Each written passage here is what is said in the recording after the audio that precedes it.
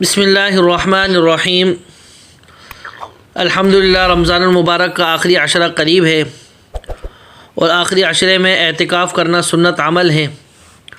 جس طریقے سے آخری عشرے میں اعتکاف کرنا مردوں کے لیے سنت ہے، اسی طرح عورت کے لیے بھی رمضان المبارک کے آخری عشرے میں اعتکاف کرنا سنت ہے اور ثواب کا باعث ہے۔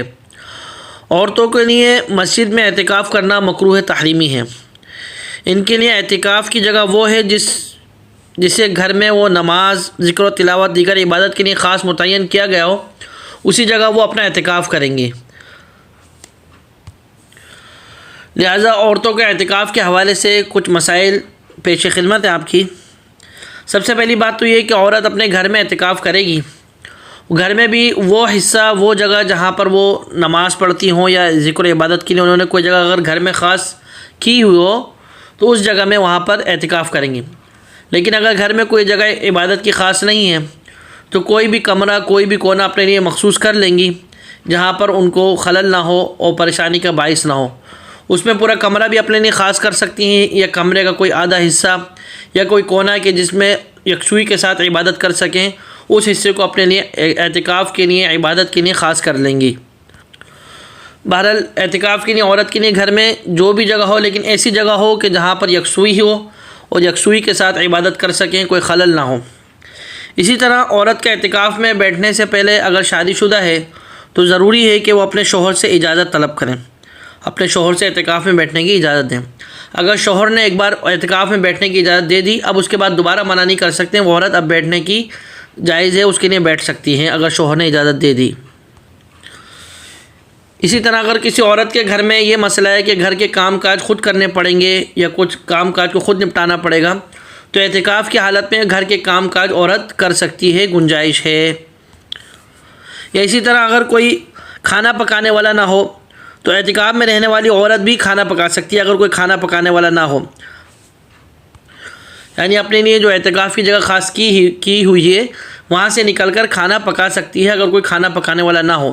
لیکن اس میں شرط یہ ہے کہ جس دن سے اعتکاف میں بیٹھ رہی ہوں اس دن اس بات کو اپنے لیے استثناء کر لیں کہ یا اللہ میں یہ اعتکاف میں بیٹھوں گی لیکن میرے لیے کھانا پکانے کی ضرورت پڑے گی تو میں نکل کر کھانا پکا سکتی ہوں، اس بات کو اپنے لیے استثناء کر لیں گی تو ان کے لیے گنجائش ہے، اعتکاف کی جگہ سے نکل کر گھر میں کھانا پکا سکتی ہیں۔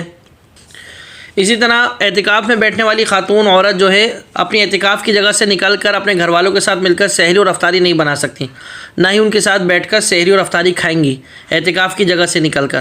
ہاں یہ ہو سکتا ہے کہ اعتکاف کی جگہ پر کوئی آ کر ان کے ساتھ بیٹھ کر کھا لے تو یہ گنجائش ہے، لیکن وہ اپنی اعتکاف کی جگہ کو چھوڑ کر دوسرے کمرے میں جا کر یا دسترخوان پر یا ٹیبل پر سب کے ساتھ بیٹھ کر کھانا وانا نہیں کھا سکتی۔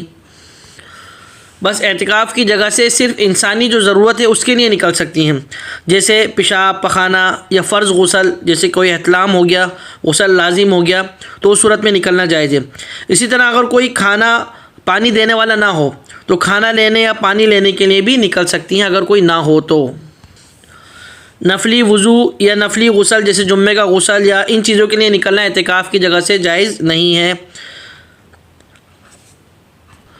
لیکن ہاں اگر وضو نہیں ہے اور نفلی عبادت کرنی ہے جیسے قرآن پاک کی تلاوت کرنی ہے یا نوافل پڑھنے، اس پھر وضو نہیں ہے تو اب اس عبادت کے لیے وضو کے لیے نکل سکتی ہیں، لیکن ویسی بغیر وضو بیٹھی ہوں، سوچا میں جا کے وضو کر لوں، پھر جائز نہیں ہوگا۔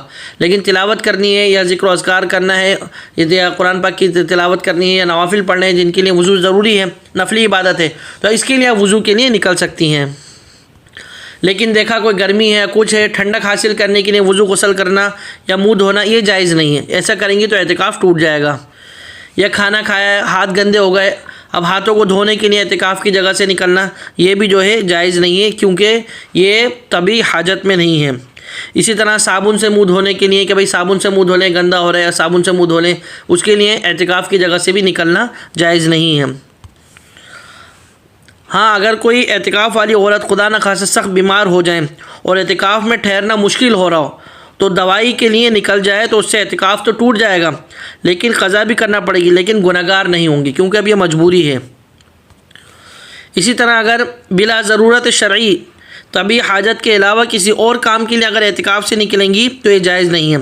اگر شرعی یا طبی حاجت کے علاوہ نکلی ہیں تو پھر نکلنے سے اعتکاف ٹوٹ جائے گا. اب چاہے وہ 1 گھڑی کے لیے نکلیں یا 1 گھنٹے کے لیے نکلیں, بس نکلنے ہیں بغیر کسی ضرورت کے تو اس سے اعتکاف ٹوٹ جائے گا. ایسی صورت میں ان کو 1 دن کے اعتکاف کی قضا کرنی ہوگی, باقی اس دن کا اعتکاف جو ہے نفلی بن جائے گا. اسی طرح اعتکاف میں بعض عورتوں کو یہ غلط فہمی ہوتی ہے کہ بعض خواتین کا یہ خیال ہوتا ہے کہ اعتکاف میں بیٹھ کر بالکل بات نہیں کر سکتے, یہاں تک کہ اپنے محرم مردوں سے بھی پردہ کرنا ہوتا ہے وغیرہ وغیرہ. یہ خیال ہے, یہ غلط ہے. یاد رہے شریعت میں اس کی کوئی اثر نہیں ہے. ہاں بلا ضرورت باتیں کرنا اچھا نہیں ہے, لیکن اعتکاف نہ تو بالکل چپ رہنے کا نام ہے کہ بالکل چپ رہ کے بیٹھی کسی سے بات نہیں کرنی, نہیں ایسا نہیں ہے, اور نہ ہی محرم سے پردہ. لیکن لہٰذا ضرورت بات چیت کر سکتی ہیں. کوئی محرم مرد یا کوئی عورت معتکف میں ان کے پاس آئے تو ان سے مل بھی سکتی ہیں, یعنی خود اپنے کسی محرم, اپنے ابو, اپنے بھائی, اپنے شوہر, اپنے بیٹے, ان کے پاس تو نکل کے نہیں جا سکتی, لیکن وہ اعتکاف کے اندر جس جگہ پر وہ بیٹھی ہوئے ہیں ان سے ملنے آ سکتے ہیں, ان سے بات بھی کر سکتے ہیں, یہ جائز ہے. اسی طرح اگر عورت کو ایسی بیماری ہے کہ جو ہر وقت خون آتا رہتا ہے حیض کے علاوہ, استحاضہ جس کو بولتے ہیں, تو وہ اس خون کی حالت میں اعتکاف میں عورت بیٹھ سکتی ہے. حیض و نفاس کے علاوہ جو بیماری ہے جو ہر وقت خون آتا رہتا ہے, جو ایام کے علاوہ جو آتا رہتا ہے, استحاضہ جس کو بولتے ہیں, اس میں اعتکاف میں بیٹھ سکتی ہے. لیکن اگر دوران اعتکاف اگر حیض یا نفاس شروع ہو گیا تو اس کا اعتکاف ٹوٹ جائے گا. اگر دوران اعتکاف حیض یا نفاس شروع ہو گیا تو اس کا اعتکاف ٹوٹ جائے گا. اور عورت کے لیے یہ بھی جائز ہے کہ اعتکاف کے دنوں میں جو حیض روکنے والی دوائی استعمال کرنا یہ جائز ہے, لیکن یہ کہ ڈاکٹر کے مشورے سے اس چیز کو استعمال کیا جائے کہ کوئی نقصان کا باعث نہ ہو, لیکن اگر استعمال کریں گی تو شرعی اعتبار سے جائز ہے. اسی طرح بلا ضرورت موبائل فون کا استعمال کرنا, اعتکاف میں بلا ضرورت موبائل فون کا استعمال کرنا مناسب نہیں ہے, لہذا اس سے احتراز کرنا چاہیے. تاہم وقت دیکھنے کے لیے یا خاص دینی لٹریچر اور کتب موبائل میں پڑھنے کے لیے استعمال کرنے میں کوئی حرج نہیں ہے. ٹائم دیکھنے کے لیے, الارم لگانے کے لیے, یا کوئی مسئلہ دیکھنی ہے یا کوئی دینی لٹریچر اس میں دیکھنی ہے, وہ حرج نہیں ہے, وہ استعمال کر سکتے ہیں موبائل کو. لیکن ویسے ہی استعمال کرنا, میسج کرنا, کسی کو وہ کرنا, وہ جائز نہیں ہے, ان سے بچنا چاہیے. لہذا یہ عورتوں کے اعتکاف کے حوالے سے کچھ گفتگو تھی, تو اللہ پاک ہمیں ان پر عمل کرنے کی توفیق عطا فرمائے. اور آخر میں عرض یہی ہے کہ آخری عشرہ شروع ہو رہا ہے, ہر شخص کوشش کرے کہ زیادہ سے زیادہ اس میں اعتکاف کریں, اعتکاف کی کوشش کریں. اگر اعتکاف نہیں بھی کر سکتے ہوں تو آخری راتوں میں جو جاگنے کی کوشش کریں, راتوں میں جاگ کر اللہ پاک کو راضی کریں اور خوب سے خوب زیادہ عبادت کریں اور اپنے اللہ کو راضی کریں, اور سب کو دعاؤں میں یاد رکھیں. اللہ پاک سب کے مسائل کو حل فرمائے, سب کی پریشانی کو دور فرمائے, سب کی دعاؤں کو قبول و منظور فرمائے. وآخر دعوانا ان الحمد للہ رب العالمین.